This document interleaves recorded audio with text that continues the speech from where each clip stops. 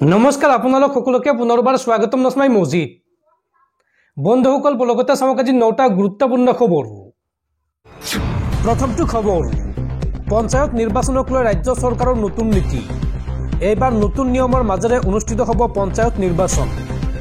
কি নতুন নিয়মৰ মাজেৰে অনুষ্ঠিত হ'ব পঞ্চায়ত নিৰ্বাচন চাওঁ আহক। অহা ফেব্ৰুৱাৰী মাহত ৰাজ্যত অনুষ্ঠিত হ'ব পঞ্চায়ত নিৰ্বাচন। 28 ডিসেম্বৰত প্ৰকাশ পাব চূড়ান্ত ভোটাৰ তালিকা। জানুৱাৰীৰ প্ৰথম সপ্তাহত জাৰি কৰা হ'ব নিৰ্বাচনী অধিসূচনা। পঞ্চায়ত নিৰ্বাচন অনুষ্ঠিত কৰাৰ দায়িত্ব ল'ব পঞ্চায়ত আৰু গ্ৰামোন্নয়ন বিভাগে।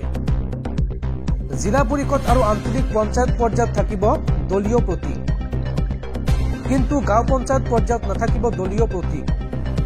গাঁও পঞ্চায়তৰ প্ৰাৰ্থীৰ প্ৰতীক চিহ্ন প্ৰদান কৰিব নিৰ্বাচন আয়োগে। প্ৰত্যক্ষ নিৰ্বাচনৰ মাজেৰে অনুষ্ঠিত নহয় পঞ্চায়তৰ সভাপতিৰ নিৰ্বাচন।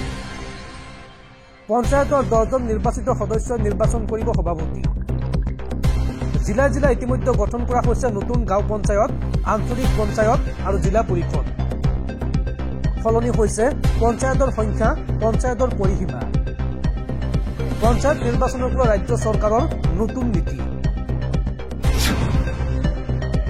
পৰৱৰ্তী খবৰ, চুবুৰীয়া ৰাষ্ট্ৰ বাংলাদেশত থকা হিন্দু নাগৰিকৰ সুৰক্ষা দাবী কৰি বাংলাদেশৰ উপ উচ্চায়ুক্তক স্মাৰক পত্ৰ প্ৰদান সদৌ অসম সংখ্যালঘু ছাত্ৰ সন্থা চমুকৈ আমচুৰ। বাংলাদেশত সংখ্যালঘুৰ সুৰক্ষা সুনিশ্চিত কৰাৰ দাবী ৰেজাউল কৰিম চৰকাৰৰ।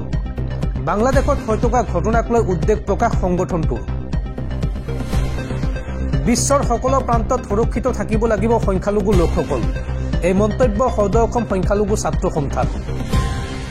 বাংলাদেশী সংখ্যালঘুৰ সুৰক্ষাৰ দাবী এইবাৰ আমচুৰ।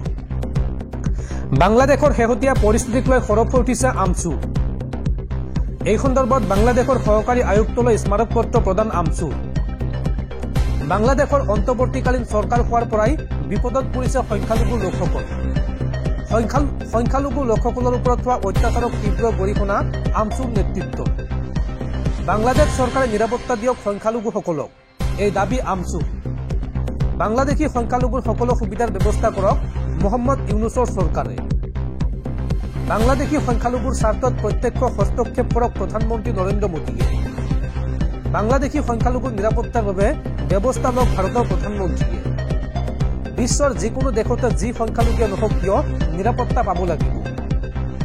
আমি যেনেকৈ ইয়াত সংখ্যালঘু, বিশ্বৰ বিভিন্ন প্ৰান্তত তেনেকৈ বিভিন্ন সংখ্যালঘু লোক আছে, এই মন্তব্য আমচুৰ।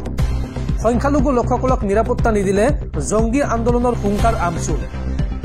বিশ্বৰ যি প্ৰান্ততে অস্থিৰ পৰিৱেশ হয় মানৱ জাতিয়ে তাতে মাত মাতিব লাগে। আমি সচেতন নাগৰিক হিচাপে, ভাৰতবাসী হিচাপে এই সম্পৰ্কত মাত মাতিছো। অসমৰ দৰে বাংলাদেশতো সকলো জাতি জনগোষ্ঠী নিৰাপদ হৈ থাকক। বিশ্বৰ সকলো দেশত সুৰক্ষিত হৈ থাকিব লাগিব সংখ্যালঘু লোকসকল, এই মন্তব্য কৰিছে আমচুৱে। আৰু তাৰ বাবে বিশ্বৰ প্ৰতিখন দেশৰ প্ৰতিনিধিলৈ আহ্বান আমচুৰ সভাপতি ৰেজাউল কৰিম চৰকাৰৰ। পৰৱৰ্তী খবৰ, তাজমহল বোমাৰে উৰুৱাই দিয়াৰ ভাবুকি। এইবাৰ তাজমহলত বোমাতংক। ইমেইল যোগে তাজমহল বোমাৰে উৰুৱাই দিয়াৰ ভাবুকি দুৰ্বৃত্তৰ। পৰ্যটন বিভাগৰ ইমেইলত এই সন্দৰ্ভত মেইল প্ৰেৰণ কৰিছে দুৰ্বৃত্তই, আৰু তাৰ পিছতে তৎপৰ হৈ পৰিছে দিল্লী আৰক্ষী। ঘটনা সন্দৰ্ভত আৰক্ষীয়ে আৰম্ভ কৰিছে তদন্ত। দৰ্শকসকল আৰু বহুতো গুৰুত্বপূৰ্ণ খবৰ আছে। তাৰ আগতে আপোনাক জনাওঁ যে যদি আপুনি এতিয়ালৈকে এইটো ভিডিঅ'ত লাইক কৰা নাই তেন্তে এতিয়াই ভিডিঅ'টোত লাইক কৰি দিয়ক। আৰু এনেকুৱা ধৰণৰ ভিডিঅ'সমূহ নিতৌ চাবলৈ চেনেলটো ছাবস্ক্ৰাইব কৰি কাষত থকা বেল আইকনটো প্ৰেছ কৰি ৰাখক। পৰৱৰ্তী খবৰ, দেশৰ সাধাৰণ জনতাৰ ওপৰত পুনৰ মাধুমাৰ। পুনৰ 148 বিধ সামগ্ৰীৰ বৃদ্ধি পাব GST। 35% পৰ্যন্ত বৃদ্ধি হ'ব GST। 21 ডিচেম্বৰত অনুষ্ঠিত হ'ব GST কাউন্সিলৰ বৈঠক। এই বৈঠকৰ পূৰ্বে GST পৰিষদে মন্ত্ৰী গোটৰ পৰা চিগাৰেট, ধঁপাত আৰু শীতল পানীয়ৰ দৰে সামগ্ৰীৰ GSTৰ হাৰ বৰ্তমানৰ 28% পৰা 35%লৈ বৃদ্ধি কৰাৰ প্ৰস্তাৱ লাভ কৰিছে। মুঠ 148টা বস্তুৰ কৰৰ হাৰ সলনি কৰাৰ প্ৰস্তাৱ মন্ত্ৰী গোটে GST পৰিষদলৈ প্ৰেৰণ কৰিছে। 21 ডিচেম্বৰত GST পৰিষদৰ বৈঠকত এই সন্দৰ্ভত সিদ্ধান্ত লোৱা হ'ব। সোমবাৰে যুক্তিসংগত GSTৰ হাৰ নিৰ্ণয়ৰ বাবে গঠন কৰা মন্ত্ৰী গোটটোৱে চিগাৰেট আৰু ধঁপাতৰ লগতে শীতল পানীয়ৰ দৰে ক্ষতিকাৰক সামগ্ৰীৰ GSTৰ হাৰ বৰ্তমানৰ 28%ৰ পৰা 35%লৈ বৃদ্ধি কৰাৰ পৰামৰ্শ আগবঢ়াইছে। যদি চৰকাৰে এই সিদ্ধান্ত গ্ৰহণ কৰে তেন্তে এই সামগ্ৰীসমূহৰ মূল্যত বৃহৎ পৰিৱৰ্তন আহিব। চৰকাৰী সূত্ৰত প্ৰকাশিত খবৰ অনুসৰি 1500 টকা পৰ্যন্ত মূল্যৰ ৰেডিমেড কাপোৰৰ ওপৰত 5%, 1500ৰ পৰা 10,000 টকাৰ ওপৰত কাপোৰৰ 18% আৰু 10,000তকৈ অধিক মূল্যৰ কাপোৰৰ ওপৰত 28% কৰ আৰোপ কৰাৰ কথা উল্লেখ কৰিছে। এই সন্দৰ্ভত 21 ডিচেম্বৰত কেন্দ্ৰীয় বিত্তমন্ত্ৰী নিৰ্মলা সীতাৰমণৰ অধ্যক্ষতাত ৰাজস্থানৰ জয়ছালমেৰত অনুষ্ঠিত হ'বলগীয়া GST পৰিষদৰ 55তম বৈঠকত মন্ত্ৰী গোটৰ প্ৰতিবেদনৰ ওপৰত আলোচনা হোৱাৰ সম্ভাৱনা আছে। ৰাজ্যসমূহৰ বিত্তমন্ত্ৰীসকলেও এই পৰিষদত অংশগ্ৰহণ কৰিব। অৱশ্যে GSTৰ হাৰৰ পৰিৱৰ্তন সন্দৰ্ভত চূড়ান্ত সিদ্ধান্ত কেৱল GST পৰিষদেহে ল'ব। পৰৱৰ্তী খবৰ, এতিয়াৰ পৰা লোকসভাৰ প্ৰথম শাৰীত বহিব সাংসদ গৌৰৱ গগৈ। প্ৰথম শাৰীত গৌৰৱ গগৈক আসন প্ৰদানৰ অনুৰোধ কংগ্ৰেছ নেতা ৰাহুল গান্ধীৰ। আৰু ৰাহুল গান্ধীৰ পত্ৰৰ ভিত্তিত লোকসভাৰ সচিবালয়ক এই নিৰ্দেশ লোকসভাৰ অধ্যক্ষৰ। লোকসভাৰ বিৰোধী উপদলপতিৰ দায়িত্বত আছে সাংসদ গৌৰৱ গগৈ, যাৰ বাবে কংগ্ৰেছ নেতা ৰাহুল গান্ধীয়ে লোকসভাৰ অধ্যক্ষক এই অনুৰোধ জনাইছিল। আৰু এতিয়া লোকসভাৰ অধ্যক্ষৰ নিৰ্দেশত লোকসভাৰ প্ৰথম শাৰীত বহিব কংগ্ৰেছ নেতা তথা সাংসদ গৌৰৱ গগৈ। পৰৱৰ্তী খবৰ, পিকনিক আৰু নৱবৰ্ষ উদযাপনক লৈ ৰাজ্যত আহি গ'ল নতুন SOP। প্ৰশাসনে বান্ধি দিয়া নিয়ম নামানিলে আপুনি পৰিব বিপদত। পিকনিকৰ নামত আনন্দ ফূৰ্তি কৰিবলৈ যোৱাৰ পূৰ্বে সাৱধান হওক। প্ৰশাসনে কি কি নীতি নিয়ম বান্ধি দিছে চাওঁ আহক। পিকনিক আৰু নৱবৰ্ষ উদযাপনক লৈ ৰাজ্যত আহি গ'ল নতুন SOP। প্ৰশাসনে বান্ধি দিয়া নিয়ম নামানিলেই আপুনি পৰিব বিপদত। পিকনিকৰ নামত আনন্দ ফূৰ্তি কৰিবলৈ যোৱাৰ পূৰ্বে সাৱধান হওক। সুৰাপাই চালকৰ ওপৰত চোকা নজৰ ৰাখিব আৰক্ষীয়ে। মডিফাইড বাইক চলোৱা আৰু স্থান প্ৰদৰ্শনত প্ৰশাসনৰ বাধা। ৰাজহুৱা স্থান আৰু পিকনিক স্থলীত উচ্চ স্বৰত বজাব নোৱাৰিব সংগীত। আৰু লগতে পথত পিকনিকৰ গাড়ীত উচ্চ স্বৰত সংগীত বজালে হ'ব বিপদ। প্ৰদূষণ আইন উলংঘা কৰি ব্যৱহাৰ কৰিব নোৱাৰিব আতচবাজি। আৰু বিয়লি 4:30 বজাৰ আগেয়ে এৰিব লাগিব পিকনিক স্থলী। বজালী জিলা প্ৰশাসনে জাৰি কৰিছে এই নিৰ্দেশনা। পৰৱৰ্তী খবৰ, প্লাষ্টিকৰ বটল বা পেকেটৰ পানী আপুনি খায় নেকি? যদি আপুনি প্লাষ্টিকৰ বটলৰ পানী খায় তেন্তে সাৱধান, ভয়ংকৰ বিপদ আপোনাৰ। প্লাষ্টিকৰ বটল বা পেকেটত উপলব্ধ পানী উচ্চ বিপদযুক্ত।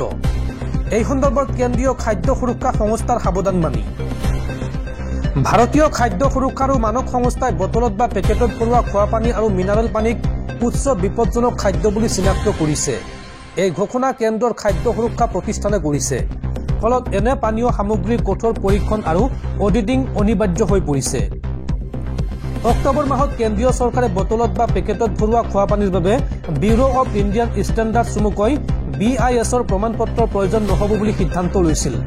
সেই সিদ্ধান্তৰ পাছত এই নতুন নিয়ম বলবৎ হৈছিল। নতুন নিয়মে কি কয় চাওঁ আহক। FSSAIৰ নিৰ্দেশনা অনুসৰি বটলত ভৰোৱা বা পেকেটত ভৰোৱা খোৱা পানী আৰু মিনাৰেল পানীৰ নিৰ্মাতাসকলক FSSAIৰ অনুমোদিত তৃতীয় পক্ষৰ সংস্থাসমূহে বছৰি পৰীক্ষা কৰিব লাগে। পৰীক্ষাত উত্তীৰ্ণ হোৱাৰ পাছতে অনুজ্ঞাপত্ৰ নৱীকৰণ কৰা হ'ব। ফলত গ্ৰাহকে নিৰাপদ খোৱা পানী লাভ কৰিব। খোৱা পানীৰ মান বজাই ৰখাৰ লক্ষ্যৰে এয়া এক সতৰ্কতামূলক ব্যৱস্থা বুলি FSSAIয়ে প্ৰকাশ কৰে। ইয়াৰ পূৰ্বে খোৱা পানী নিৰ্মাতাসকলে দাবী কৰিছিল যে BIS আৰু FSSAIৰ পৰা প্ৰমাণপত্ৰ লাভ কৰিবলৈ বহু সময় আৰু খৰচৰ প্ৰয়োজন হৈছিল। প্ৰশাসনিক জটিলতাৰ বাবে ব্যৱসায়িক ক্ষতিগ্ৰস্ত হৈছিল। FSSAIৰ নতুন নিয়মে সেই দ্বৈত প্ৰমাণীকৰণ সমস্যাৰ পৰা মুক্তি পাব বুলি আশা কৰা হৈছে। উচ্চ বিপদজনক খাদ্য তালিকাত কি আছে চাওঁ আহক।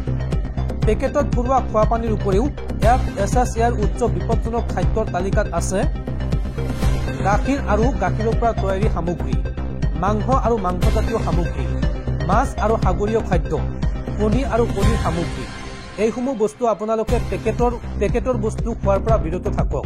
কিয়নো কেন্দ্ৰীয় খাদ্য সুৰক্ষা সংস্থাই সাৱধানবাণী শুনাইছে পেকেটজাতীয় খাদ্যৰ পৰা আপোনাৰ ভয়ংকৰ বিপদ হ'ব পাৰে বা বহু গুৰুতৰ ৰোগৰ সৃষ্টি হ'ব পাৰে। পৰৱৰ্তী খবৰ, ৰাজ্যত পুনৰ উৎকোচ কাণ্ড। এইবাৰ মঙলদৈত এগৰাকী চৰকাৰী কৰ্মচাৰী এগৰাকী মহিলাৰ পৰা 8,000 টকা উৎকোচ লওঁতেই হাতলতে গ্ৰেপ্তাৰ কৰে দুৰ্নীতি নিৰীক্ষণ আৰু নিবাৰক শাখাই। মঙলদৈত মঙলবাৰে হাত দাঙিলে এজন চৰকাৰী বিষয়াই। দুৰ্নীতি নিৰীক্ষণ আৰু নিবাৰক শাখাই চলোৱা এক অভিযানত এগৰাকী চৰকাৰী বিষয়াক হাতে লোটে আটক কৰে।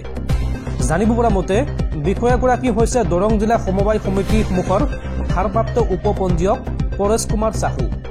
বিষয়াগৰাকী এগৰাকী মহিলাৰ পৰা ৮,০০০ টকা উৎকোচ লওঁতে হাতে লোটে ধৰা পৰে। দুগৰাকী মহিলাৰ পৰা সমবায় সমিতি পঞ্জীয়ন কৰাৰ নামত তেওঁ বিচাৰিছিল নগদ ১০,০০০ টকা আৰু ১০,০০০ টকাৰ ভিতৰত ৮,০০০ টকা লওঁতেই হাতে লোটে গ্ৰেপ্তাৰ হয় বিষয়াগৰাকী। পৰৱৰ্তী খবৰ, বাংলাদেশত গ্ৰেপ্তাৰ হোৱা সন্ত চিন্ময় কৃষ্ণ দাসৰ নহল জামিন। এতিয়া এমাহ জেলত থাকিব লাগিব চিন্ময় কৃষ্ণ দাস। মঙলবাৰে আদালতত আছিল চিন্ময় কৃষ্ণ দাসৰ জামিনৰ শুনানি। তেওঁৰ হৈ কোনো অধিবক্তাই ওকালতি নকৰাত শুনানি স্থগিত ৰখা হয় আৰু ২ জানুৱাৰীত হ'ব পৰৱৰ্তী শুনানি। চৰকাৰী পক্ষৰ অধিবক্তায়ো এই ক্ষেত্ৰত বিচাৰিলে অধিক সময়, যাৰ পৰিণতিত প্ৰায় এমাহ ধৰি কাৰাবন্দী হৈ থাকিব লাগিব চিন্ময় কৃষ্ণ দাস। বাংলাদেশত হিন্দুৰ সুৰক্ষা বিচাৰি প্ৰতিবাদ কৰাৰ বাবে কাৰাবন্দী কৰা হৈছে বা গ্ৰেপ্তাৰ কৰা হৈছে হিন্দু সন্তগৰাকীক। বাংলাদেশৰ ৰাষ্ট্ৰীয় পতাকা অৱমাননা কৰাৰ গোচৰ ৰুজু কৰি গ্ৰেপ্তাৰ কৰা হৈছে সন্তগৰাকীক। চিন্ময় কৃষ্ণ দাসৰ গ্ৰেপ্তাৰ আৰু জামিন প্ৰদান নকৰাক লৈ এতিয়া উদ্বিগ্ন হৈ পৰিছে নতুন দিল্লী।